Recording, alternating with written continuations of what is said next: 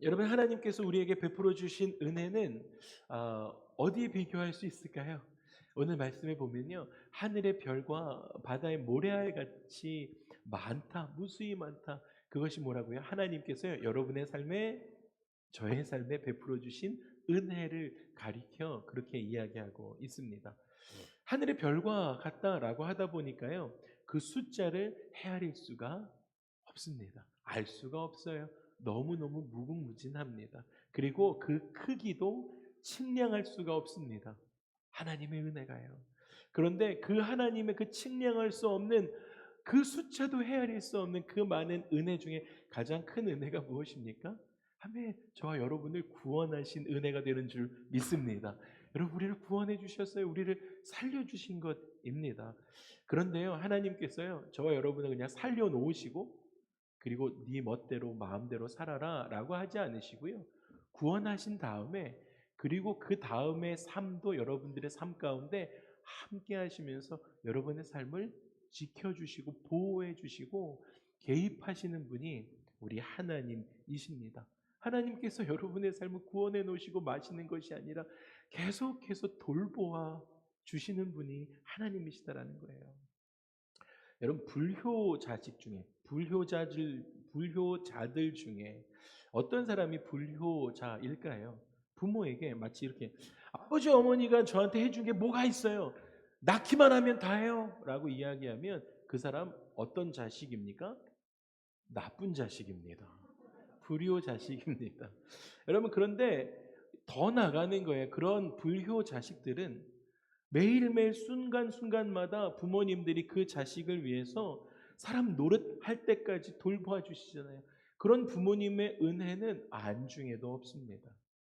매일매일 부모님들이 그를 위해서 먹이고 입히고 또 때론 치료하고 위로도 해주고 지혜도 주고 용기도 북돋아 주면서 그렇게 그 아이를 성장시켜 주었는데, 그 부모의 수고는 그 사람들의 삶에는 카운트하지도 않습니다. 그거 뭐 당연한 거 아니야? 라고 이야기하죠. 이런 사람들은 불효자입니다. 그런데요, 우리 하나님은 우리를, 저와 여러분들을 죄에서 구원해 내시는 것뿐만 아니라 그냥 내버려 두시지 않으셨다는 거예요.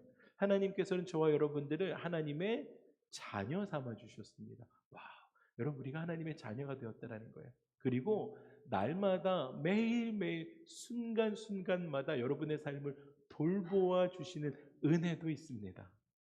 예수님은 우리를 향해서 하나님과 같이 또 이렇게 말씀하세요. 저와 여러분을 고아와 같이 버려두지 않겠다라고 말씀하십니다. 여러분, 우리의 삶이 고아가 아니라는 거예요. 그리고 우리 하나님은 우리를 낳으셨을 뿐 아니라 성장시켜 주시는 거예요. 기르시고 우리의 삶을 붙들어 주시고 돌보신다. 이것이 하나님께서 우리를 향한 스탠스입니다. 사랑하는 주사랑 가족 여러분, 그래서 우리 인생에 하나님께서 여러분의 삶에 개입하세요. 하나님께서 여러분의 삶을 돌보십니다. 하나님께서 여러분의 삶에 베풀어 주셨던 그 일들을 은혜라고 하잖아요. 그 은혜들을 돌보면서 여러분 카운트해 보시는 거예요. 근데 사실 셀 수가 없죠. 하늘의 별과 무수히 많은 그 별과 같은 그런 은혜들을 주셨는데 어떻게 카운트할 수 있겠어요? 그래도 카운트해 보는 거예요. 와, 하나님 이런 은혜들을 주셨군요. 이런 축복들을 주셨군요. 하나님 이렇게 저를 보살펴 주시는군요라고 카운트 하다 보면 어떤 일이 일어납니까? 하나님께, 하나님 정말 감사합니다. 하나님 정말 큰 은혜가 저에게 있군요. 하나님 감사합니다. 라는 고백을 하며 살아가게 되어집니다. 그런데요, 불효하는 사람들은요, 불효자들, 그 성향들은 그렇게 세지 않습니다. 당연한 거 아니에요. 나한테 해준 게 뭐가 있어요? 라고 말하는 불효 자식들과 마찬가지의 삶이 되어집니다. 감사가 없는 사람은요. 오늘 139편, 우리 시편의 139편에 다윗이 그렇게 하나님께 외치기 시작합니다. 다윗은 어떤 사람입니까? 여러분, 다윗은요, 어떤 사람이냐면 하나님께서 다윗을 보면서 이 사람은 내 마음에 합한 사람이다 라고 인정받았던 사람입니다. 그의 whole life가 완벽하지는 않았어요. 실수도 있었지만 실수했음에도 불구하고 하나님께 돌이키고 회개함으로 인해서 하나님을 따르려고 했던 왕, 그 왕이 다윗이었습니다. 그 다윗이요, 그 외로운 인생길에서 이렇게 외칩니다. 사실 너무 외로운 인생이었는데 그 외로운 인생길 한복판에서 이렇게 외칩니다. 나는 고아가 아니다. 나의 하나님이 나의 아버지가 되신다라고 선포합니다. 할렐루야. 나는 고아가 아니다. 지금 외로운데 그렇게 고백하는 거예요. 나는 고아가 아니다.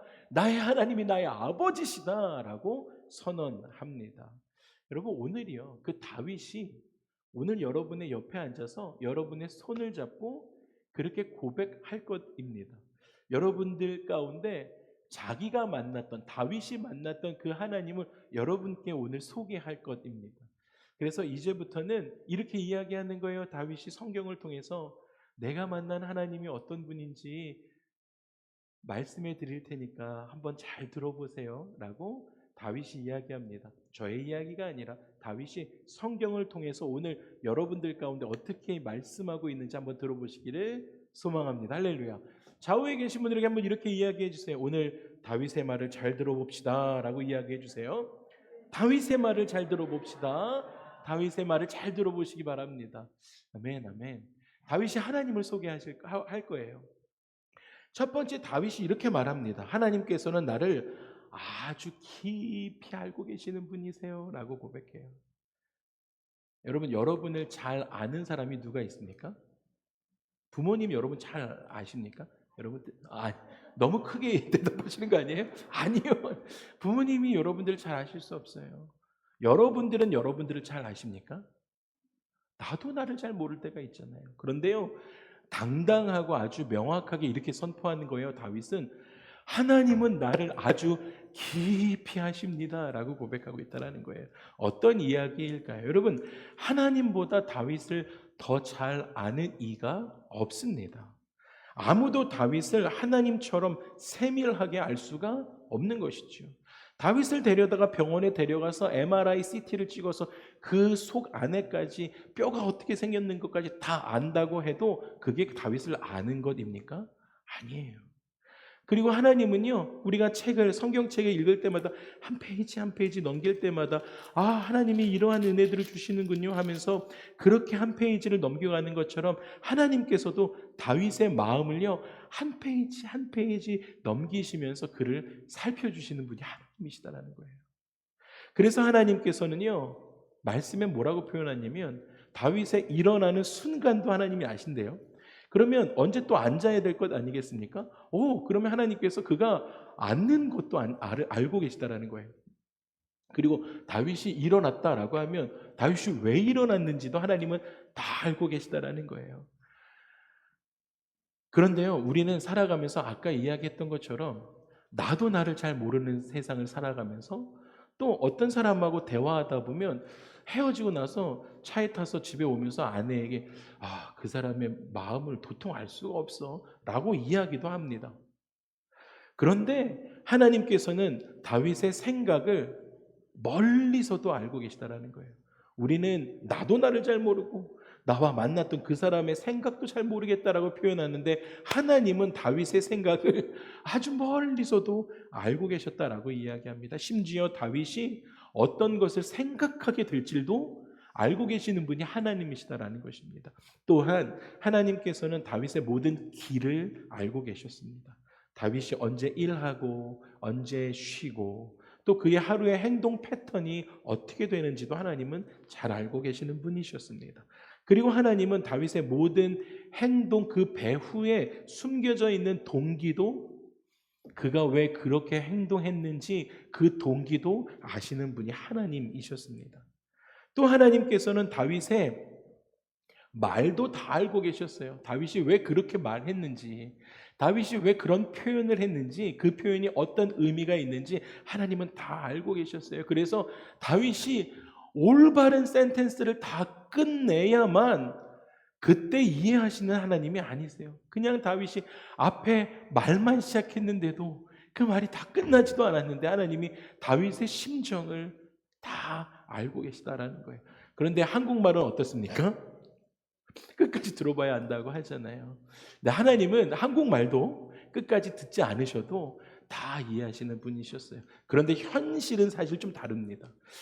은혜 사모와 그 지호가 중학교 2학년이에요. 지금 7학년인데 한국에서는 중2병이다 뭐 이렇게 이야기를 하는데, 이 한참 사춘기를 지나가고 있는 그러한 지호의 대화는 완성된 문장을 들어야만 알 수가 있습니다. 며칠 전이었어요. 한 3, 4일 된 것 같아요. 일주일이 좀 안 된 것 같은데, 지호가 학교에서 끝나고 집에 와서 그 부엌에 있는 카운터에서 서서 엄마에게 친구들 이야기를 막 해주는 거예요. 그때 그가 호르몬이 좋았나 봐요, 기분이. 그래서 막 엄마한테 그날따라 저희도 좀 놀랐어요. 그래서 엄마, 내 친구가 이런 일이 있어, 이런 일 막 얘기를 하는 거예요. 그러니까 저희가 너무 놀래서 맞장구 쳐주고 싶잖아요. 그래서 그의 말 중간에 야, 그래서 그렇게 된 거야? 라고 물어봤어요. 그랬더니 지호가 어떻게 했겠습니까? 아니 엄마, 얘기를 끝까지 들어봐 라고 하고는 말을 끊고 올라가 버렸습니다. 여러분, 현실의 우리는 자녀들의 이야기를 끝까지 들어야만 알 수 있습니다. 뭐 이렇게 공감해 주려다가 이게 그렇게 됐어요. 여러분, 그런데 중요한 것은 하나님은 아니에요. 하나님은 우리의 완성된 문장을 끝까지 들으셔야만 아시는 분이 아니다라는 거예요. 여러분, 우리가, 그리고 다윗이요, 이 한 단어, 이것만 들으시고도 하나님은 우리가 왜 그렇게 놀랬는지 아세요. 왜 그렇게 놀랬는지. 그 말 가지고 하나님은 그가 왜 이렇게 감탄하는지도 하나님은 아신다는 거예요. 여러분들이 그랜드 캐년 가서 와 하는 거 그 한 단어로만이라도 하나님은 우리가 왜 그렇게 감탄하는지 아십니다. 또요, 여러분, 우리가 한 단어 가지고 왜 그렇게 한탄하고 있는지, 우리가 왜 그렇게 탄식하고 있는지 하나님은 다 아시는 분이시다라는 거예요. 그래서 여러분, 두려워서 떨고 슬픔으로 흐느끼고 있는 그 아이를 엄마가 자기 품에, 가슴에 꼭 안아주시는 것처럼 하나님께서는 다윗을 꼭 껴안아 주십니다. 그 한 단어를 가지고 말입니다. 그런데 여러분, 이렇게 이야기하면 하나님께서 우리들의 모든 것을 다 알고 계신다라고 하니까 이게 다 빨가 벗겨진 것처럼 그렇게 생각할 수도 있습니다. 몇 가지의 반응을 보이실 수가 있어요. 하나님이 나의 삶을 다 안다고? 그렇게 이야기했을 때 나의 사생활이 다 노출되었구나 하면서 불쾌할 수도 있습니다. 어쩌면 좀 불안해하실 수도 있는 분들도 있는지 모르겠어요. 아니면 나의 생활들을 다 아신다고? 그러면 좀 부끄러운데? 라고 하나님 앞에 부끄러운 감정을 가지실 수도 있습니다. 그러면서 이렇게 이야기할 수 있죠. 아무리 전능하신 하나님이라고 해도 내 사생활은 좀 보호해 주셔야 되는 거 아닙니까? 라고 하나님께 항의할 수도 있을 것입니다. 그런데 중요한 것은요, 다윗은 그렇게 반응하지 않았다라는 거예요. 다윗은 이렇게 이야기합니다. 이 지식이 내게 너무 기이하니, 이거 내가 너무 알 수가 없는 일들이에요 라고 하나님께 이야기하면서 그것이 너무 높아서 내게 능히 미치지 못합니다 라고 이야기합니다. 여러분, 이게 무슨 말입니까? 나의 하나님께서 나를 다 아십니다. 나보다 나를 더 깊이 아시는 분이세요. 그래서 내 자신이 나를 속일 수는 있어도 내가 하나님 속일 수 없습니다 라고 고백하는 것이죠. 왜냐하면 하나님께서 나를 다 아시기 때문입니다 라는 고백입니다. 하나님이 나를 다 아시다 보니까 내가 하나님 안전합니다. 이 세상에서 하나님이 나보다 나를 더 잘 아시니까 내가 이 세상 살아가는데 불안하지 않습니다 라고 고백하고 있다는 거예요. 그 하나님의 선하심과 인자하심이 정녕 나를 따르고 인도해 가시기 때문에 나는 이 세상에서 안전합니다 라고 고백했다라는 것입니다. 또한 하나님께서 나를 잘 아시기 때문에 나를 위해서 다른 이들에게 변명하며 살지 않아도 됩니다 라는 그러한 이야기였습니다. 그래서 나는 이 세상에서 자유합니다. 하나님께서 나를 알고 계신다라는 이 사실이 세상을 살아가고 있는 나에게 큰 자유를 줍니다 라는 고백이었다라는 것입니다. 여러분, 하나님이 우리를 잘 아신다라는 것은 이러한 것입니다. 오늘 말씀 초반 부분을 오늘 읽었던 이 7절 말고 그 1절에서 6절을 함께 읽고 싶어요. 그런데 오늘 제가 띄워드릴 텐데 여러분들의 언어로 여러분들의 입술로 고백하셨으면 좋겠습니다. 그냥 성경에 있는 글이 아닌 내 말로 이것을 좀 선포하고 싶습니다. 우리 139편 1절에서 6절까지의 말씀을 한번 같이 읽도록 하겠습니다. 이것 선포하는 거예요. 함께 선포합니다. 여호와여, 주께서 나를 살펴보셨으므로 나를 아시나이다. 주께서 내가 앉고 일어섬을 아시고 멀리서도 나의 생각을 밝히 아시오며 나의 모든 길과 내가 눕는 것을 살펴보셨으므로 나의 모든 행위를 익히 하시오니 여호와여, 내 혀의 말을 알지 못하시는 것이 하나도 없으십니다. 주께서 나의 앞뒤를 둘러싸시고 내게 안수하셨나이다. 이 지식이 내게 너무 기이하니 높아서 내가 능히 미치지. 아멘, 아멘, 할렐루야.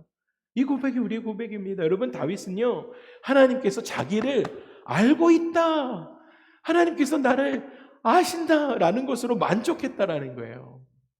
그러다 보니까 세상 사람들에게요, 새삼스럽게 내가 인정받고 싶거나 인정받아야 할 필요가 없었습니다. 왜요? 하나님이 나를 아시니까 그럴 필요가 없어요. 사람들이 자기를 이해하지 못하잖아요. 그래도 그것을 가지고 안달복달하며 살아가지 않았습니다. 믿음의 사람인 것이죠. 이것이 다윗이 누렸던 평안함의 은혜였습니다. 여러분, 계속해서 다윗이 여러분들 가운데 또 자기가 만난 하나님을 소개해요. 두 번째는 다윗이 말하는 하나님은 결코 나를 혼자 두시지 않으셨습니다 라는 것이에요. 하나님은 결코 우리를 혼자 두지 않으십니다. 다윗은 자주 하늘에 올라갈 때가 있었습니다. 소위 말하는 우리가 어떤 일을 잘했을 때 막 사람들이 칭찬해 주니까 막 비행기를, 야 그만 나 이렇게 비행기 태우지 마, 떨어지면 어떡할라 그래, 막 그러는 것처럼요, 막 칭송하는 거예요. 그런 하늘에 올라갈 때가 있었어요. 어떨 때 그랬습니까? 주로 승리했을 때, 성과를 냈을 때 그렇게 막 비행기를 타고 하늘에 올라갔습니다. 사람들이 막 그렇게 해주었습니다. 어떨 때 그랬습니까? 뭐 예를 들면 두 가지가 큰 게 생각이 나죠. 아무도 없는 들판에서 자기의 양들을 치다가, 뭐 아버지 양이었지만 자기의 양들을 그렇게 치다가 양을 잡아먹기 위해서 왔던 사자와 곰을 물맷돌로 쳐서 죽였을 때 그 승리의 기쁨으로 하늘에 올라갑니다. 하나님과 함께 막 기뻐하는 거예요. 내가 이 양들을 지켰습니다라고요. 또 모든 이스라엘 군인들이 거대한 9피트나 되는 그 골리앗 앞에서 두려움에 떨고 있을 때 자기가 나가죠. 그리고 물맷돌로 골리앗을 쓰러뜨렸을 때도 그는 그 승리의 기쁨으로 하늘에 올라갔습니다. 그러면 그럴 때마다 그 하늘에서 하나님께서 다윗을 격려하시고 하나님께서 다윗을 만나 주셨습니다. 여러분, 물론 우리가 어떤 일에 성공하고, 여러분들 회사에서 어떤 6개월짜리 프로젝트가 잘 끝났어요. 완벽하게 잘 끝나서 회사에서 막 여러분들을 그렇게 뭐 상급도 주고 그랬습니다. 여러분, 그래서 그때 느끼는 그 희열이 잘못된 것이 아니죠. 그 일에 성공하고 승리했을 때 느끼는, 그래서 내 안에 일어나는 이 엔돌핀이 마치 하늘에 올라간 것 같은 그런 느낌을 주는 거예요. 승진하게 되어졌어요. 그래서 가족들과 함께 축하 파티를 여는 것 당연히 해야 합니다. 그거 필요합니다. 그런데 중요한 것은 무엇입니까? 하나님께 먼저 감사와 영광을 돌려야 한다라는 사실이에요. 하나님이 그 안에 있으셔야 돼요. 하나님이 하셨구나, 지난 6개월 이 프로젝트 하나님이 하셨구나라는 고백이 있어야 한다는 것입니다. 왜 그래요, 여러분? 하나님 없이 하늘에 올라가면 너무 위험하기 때문입니다. 여러분, 하늘에 올라가긴 해요. 막 내 마음에 엔돌핀이 막 일어나기도 해요. 그런데 그것이 다 내가 잘했다고 생각하기 시작했을 때, 하나님 없이 하늘에 올라갔을 때 가장 위험하기 때문입니다. 여러분, 그때 우리를 교만한 자리로, 그 하늘에 하나님 없이 올라간 그를 아주 아름다운 슬라이드를 만들어 놓고 그 교만의 자리로 사단이 우리를 템테이션 시킵니다. 하나님 없이 하늘에 올라가니까요, 순간 나락으로 떨어지는 거예요. 그래서 이렇게 이야기하는 거죠. 내가 이거 성과를 다 냈다. 야, 뭐 인생 대단한 거 있냐? 하나님 없이도 난 잘할 수 있구나. 이렇게 생각하고 살아가다가 인생의 위기가 닥쳐옵니다. 여러분, 그래서 꼭 기억하십시오. 하늘에는 하나님과 함께 올라가야 안전합니다. 그런데 이 사람이요, 그렇게 하나님께 칭찬만 받던 그런 인생은 또 아니었어요. 아까 말씀드렸던 것처럼 하나님께 마음이 합한 자였기도 했지만 실수도 있었습니다. 그래서 그 실수로 인해서 스올에 내려갈 때도 있었습니다. 스올은 죽은 자가 내려가는 곳이에요. 아주 춥고 어둡고 고통스러운 곳입니다. 다윗이 부하 장수 우리아의 아내 바세바를 범했을 때 그 일이 만천하에 드러나기 전에 자기가 알았어요. 자기가 그렇게 실수하고 죄를 저지르자마자 자기가 느꼈습니다. 이거 잘못됐구나. 그러면서 그 두려움에 그 죄성으로 인해서 구덩이로 공두박질 쳐지게 됩니다.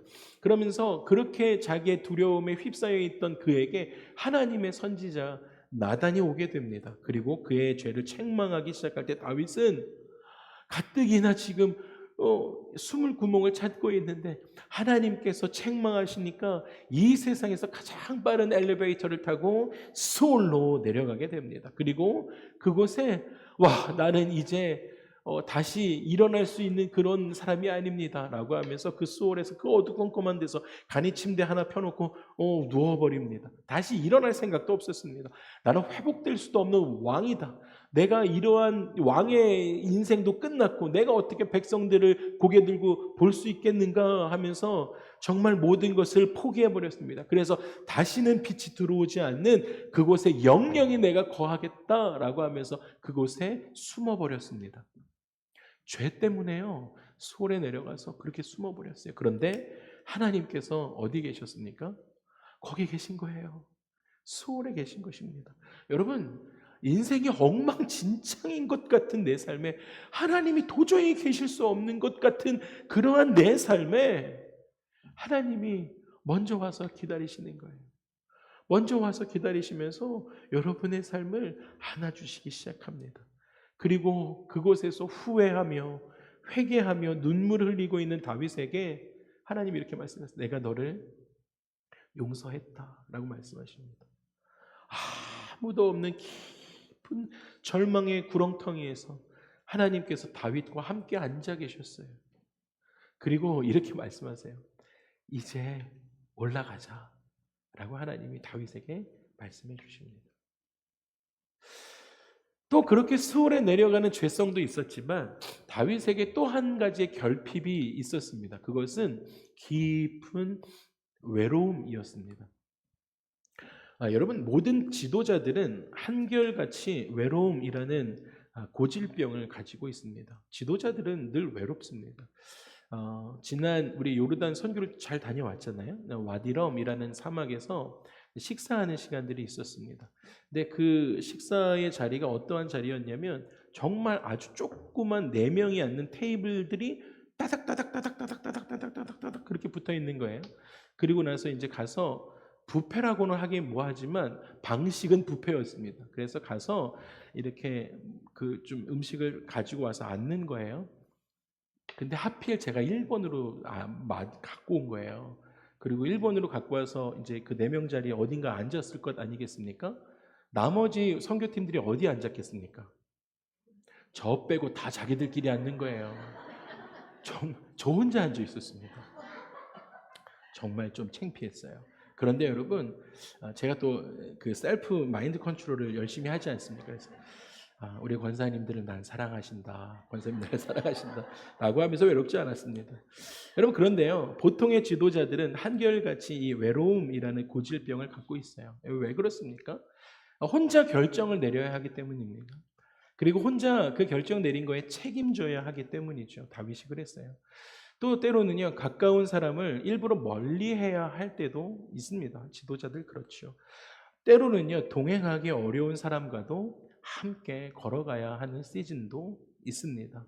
다윗이 그런 외로움의 감정을 이렇게 표현했어요. 성경에 새벽 날개치며 바다 끝에 가서 거했다라고 이야기합니다. 여러분, 새벽에 날개치면서 바다 끝에 가서 거하는 삶이에요. 새벽에 아무도 없는데요, 밤새 뒤척이고요, 밤새 잠 한숨 못 자고 잠 못 이루다가 새벽 예배 딱 마치고 나서 홀로 바닷가를 거니는 그런 외로운 감정에 사로잡혀 있었다라는 거예요.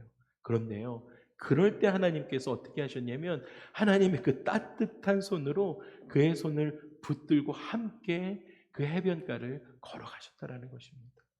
여러분, 그가 어둠 속으로 도망갔는데 어둠이 물러가고 하나님이 오시니까 동이 터오는 거예요. 그의 인생에.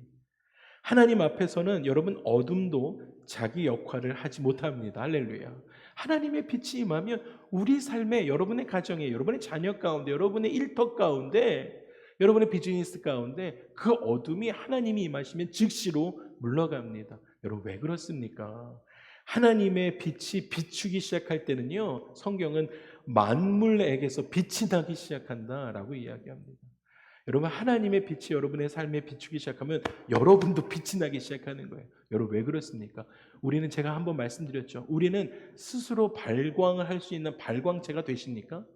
여러분, 우리는요, 우리 안에 죄성이 있어서 여러분들 안에서는 빛이 나올 수가 없어요. 그런데 하나님의 빛이 여러분들 가운데 비추기 시작하면 우리는 반사체가 됩니다. 그래서 세상 가운데 빛을 비출 수 있는 것이에요. 다윗에게 그 역사가 일어났습니다. 그래서 하나님께서 다윗에게 이렇게 말씀하셨을 거예요. 그 해변가를 쓸쓸히 걷고 있는 그에게 손을 잡아주시면서, 그 수월, 그 어두컴컴한 칙칙한 곳에 있는 그에게 손을 잡아주시면서 이사야 41장의 말씀처럼 두려워하지 말라, 내가 너와 함께함이라, 놀라지 말라, 나는 너의 하나님이 된다, 내가 너를 굳세게 하리라, 참으로 너를 도와주리라. 아멘. 참으로 나의 의로운 오른손으로 너를 붙들리라 라고 다윗을 격려하기 시작합니다. 그리고 다윗이 그 은혜를 받아들이기 시작합니다. 오늘이요, 그 두 번째 부분입니다. 7절에서 12절까지의 말씀을 또 우리가 한 목소리로 보조를 맞춰서 선포할 것입니다. 여러분, 마치 여러분들이 다윗에게 하나님을 소개받았잖아요. 그리고 다윗이 고백했던 것처럼 여러분의 언어로 그렇게 하나님을 선포하고 싶습니다. 우리 시편 139편 7절에서 12절까지 함께 선포합니다. 내가 주의 영을 떠나 어디로 가며 주의 앞에서 어디로 피하리이까? 내가 하늘에 올라갈지라도 거기 계시며 수월 내 자리를 펼지라도 거기 계시나니, 내가 새벽 날개치며 바다 끝에 가서 거주할지라도 거기서도 주의 손이 나를 인도하시며 주의 오른손이 나를 붙드시리이다. 내가 혹시 말하기를 흑암이 반드시 나를 덮고 나를 두른 빛은 밤이 되리라 할지라도 주에게서 흑암이, 아멘, 밤이 낮과 같이 비추니 주에게서는 흑암과 빛이, 아멘, 아멘. 여러분, 아무리 생각해도 은혜입니다. 여러분, 거기 그곳에 하나님이 계신다라는 사실이 그에게 은혜입니다. 우리에게도 은혜인 것이지요. 나를 기다리고 계셨다라는 사실이 은혜 위에 은혜가 되는 줄 믿습니다.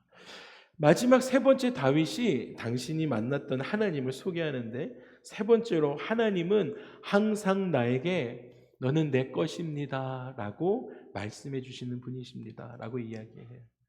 여러분, 우리는 하나님의 것이 되는 줄 믿습니다. 아멘. 다윗이 그렇게 이야기합니다. 왜냐하면 하나님께서 다윗을 지으셨기 때문입니다.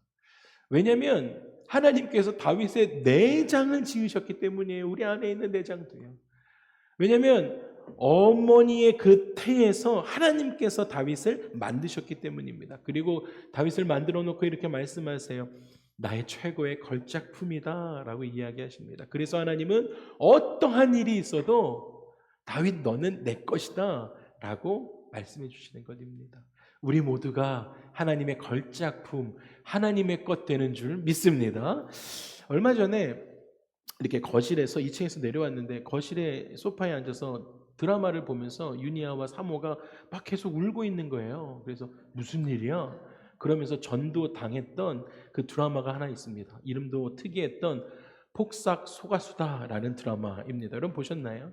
근데 여러분, 이 드라마 내용 중에 아버지 이 양관식이 어린 딸에게 늘 하던 말이 있었습니다. 어려서부터 이 딸에게 계속 똑같이 하던 말이 있었습니다. 무엇이냐면, 금명아, 잘할 수 있지? 수 틀리면 빠꾸해. 냅다 아빠에게 뛰어오는 거야 라고 이야기합니다. 그리고 딸이 성장했어요. 그리고 수능을 보러 들어가는 딸에게도 아빠가 이렇게 이야기합니다. 금명아, 잘 찍을 수 있지? 공부 열심히 한 애한테 무슨 찍는다는 얘기를 해요. 근데 잘 찍을 수 있지? 그러니까 아빠는 못 찍어도 괜찮은 거예요. 잘 찍을 수 있지? 영 골치 아프고 안 되겠다 싶으면 빠꾸해. 아빠가 여기 서 있을게 라고 이야기해 줍니다. 그렇게 늘 아빠는 한결같이 딸에게 그렇게 이야기해 줬어요. 괜찮아 금명아. 실패하고 안 되면 빠꾸해도 돼. 아빠가 거기 서 있을게 라고 이야기해 줍니다. 여러분, 이 드라마의 주인공의 딸이었던 이 금명이의 삶의 안전장치가 무엇이었습니까? 삶의 안전장치는 냅다 빠꾸해도 되는 거예요.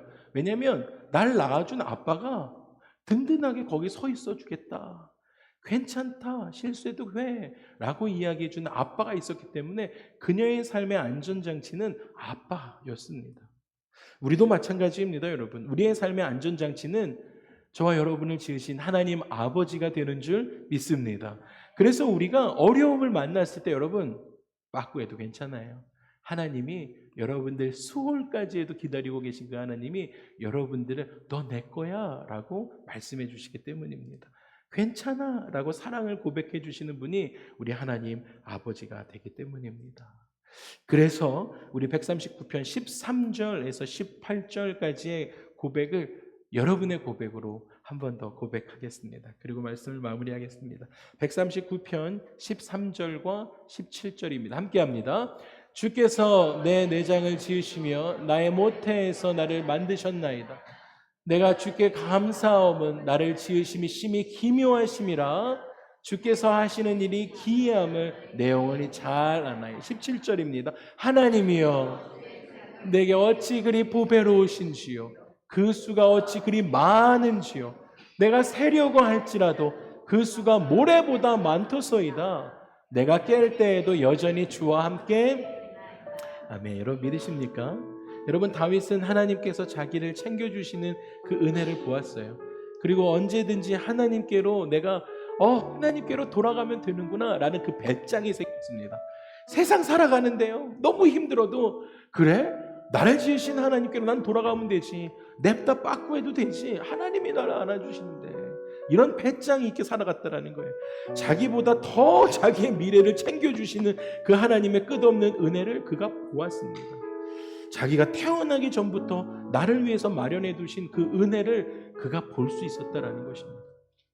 그럼 그것이 은혜 위에 은혜, 감당할 수 없는 은혜가 됩니다. 말씀을 마무리하겠습니다. 여러분, 하나님은요 이 당신의 자녀들을 위해서 어떻게 하셨습니까? 성경에 보면 애굽에서 이스라엘 백성들을 구출해내시고 그걸 구출하실 뿐만 아니라 홍해도 가르세요. 홍해도 그 넓은 바다를 반으로 쫙 나누시면서 그렇게 그들을 구출해내세요. 여러분, 또 그것뿐입니까? 광야에서는요 매일매일 불기둥과 구름기둥으로 그들의 삶을 보호하세요. 그리고 또 먹을 것도 주세요. 만나와 매출하게도 매일매일 주셔서 공급하시는 하나님을 경험하게 됩니다. 여러분, 또한 가나안 땅 약속의 땅에 들어가서 살아가고 있는 그 이스라엘 백성들의 하루하루도 책임져 주시는 분이 하나님이셨습니다. 여러분, 우리의 삶도 하나님 그렇게 해주시거든요. 그래서 여러분, 출애굽 사건을 기념하는 이유가 무엇입니까? 네, 그냥 어떠한 일들, 그냥 어떤 인생에 딱 한 번 있었던 그 일들을 기억하기 위해서이 아니라 하나님의 은혜로 살아가는 오늘 하루하루를 기억하며 감사드리기 위해서 그 사건들을 기념하는 것입니다. 매일매일의 매출하게와 만나를 주시는 하나님을 기억하며 감사하기 위함이다라는 것이죠. 여러분, 이 30년, 40년 함께 살아왔던, 50년 함께 살아왔던 이 노부부들이 서로 눈만 마주치면 아직도 막 심장이 뛰는 그 사랑을 하면서 그렇게 살아가십니까? 그렇지 않아요. 그러면 병원 가야죠. 매일 아침마다 와이프를 봤는데 심장이 막 20대처럼 뛰기 시작하면 뭐 건강한 거죠. 어쨌든. 그런데 정상은 아닐 수도 있어요. 그런데 왜 그렇습니까? 여러분, 그렇게 40년, 50년, 지금도 보시면 그렇게 심장이 뛰시는 분들이 계신가 보죠. 그런데 여러분, 매일매일의 드라마틱한, 다이나믹한 그러한 어떤 기적들이 매일 일어나야만 하나님이 살아계신 것을 우리가 알 수 있는가 하는 것이 아니다라는 거예요. 여러분, 하나님은 여러분의 삶에 친밀한 은혜를 주시는 것, 그것조차가 여러분의 삶에 큰 은혜가 되는 것이에요. 여러분, 여러분의 삶에 안고 일어섬을 아시면서 내가 널 알아 라고 이야기해 주신, 여러분, 무슨 사람들이 내 아들이 뼈가 부러졌는데 오늘 하나님께서 뼈를 붙여주셨네. 이런 일들이 매일매일 일어나야만 하나님의 살아계심을 느끼며 살아갈 수 있는 신앙인이 되는가라는 거예요. 아니다라는 거예요. 하나님께서 여러분들의 삶을 알아, 내가 너를 지었어 라고 이야기해 주시는 그 이야기 하나만으로도 우리 매일매일 살아갈 수 있다라는 것이죠. 이슬 위에 옷 젖는 것처럼 하나님의 평범하고 우리 삶에 하나님께서 그렇게 관심이 많으시고 힘들면 나에게 와서 좀 쉬어 라고 말씀하시는 그 하나님의 음성을 들으면서 우리는 그 사소한 은혜들에 우리가 감격하며 매일매일 하나님을 기억하며 살아가는 것이죠. 그것이 신앙생활입니다.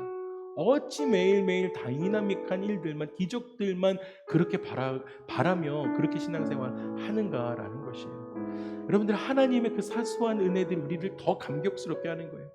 하나님이 나보다 나를 더 잘 아시는군요. 이것에 큰 감격이 있는 것이에요.